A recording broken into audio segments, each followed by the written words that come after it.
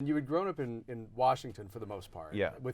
There was no exposure to show business or anything like that. No, I didn't know anybody. I was very much an outsider, so there was no way in. Also, I didn't have any money to get myself to LA, let alone put myself up. And I just didn't, it was like saying to a kid, what do you want to be? An astronaut. Cool, what are you going to do to be an astronaut? I don't know, I just want to go to space. Don't ask me how someone becomes an astronaut. It was like, a little like that.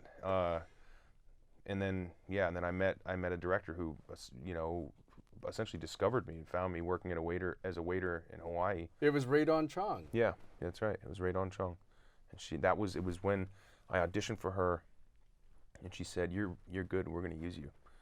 And I was like, "So does it shoot here on the island?" And they said, "No, it's going to shoot in Los Angeles." I said, "I can't afford to go to Los Angeles." And she said, "Sweetie, we'll fly you there." And I really felt in that moment, I knew my life had changed forever. So your training as a movie star was really training on the job. Totally. Did you ever like take a break and study acting? I went to a workshop that was like a casting director's workshop.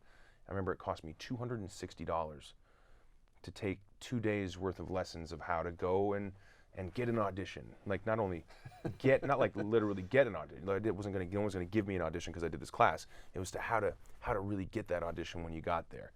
And I was looking around and all I could do was just count how many people were in the room and how much money this dude was making for this class. I was like, a crock of shit. It's like there's a hunger that people have to become an actor, and an entire industry that feeds on that hunger. If you really want to get into the trade of acting, and I hate calling it a trade. I wish there was a craft or whatever. I wish there was a different word for it because I hear people say that all the time. And I think cult. I think the douchey. word you're looking for is cult. Yeah, if you want to get in the cult. No, but if you want to do it, you have to understand what's your material. Like, what do you? If you're a sculptor, maybe you use a rock or maybe you use clay. You should probably.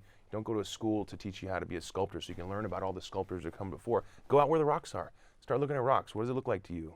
Go play get some clay in your hands, And with acting, we have this. We have us. We have our face and our voice and our spirit. And so go deal with people. Go study people. Study yourself. Figure out who you are. What do you have to say?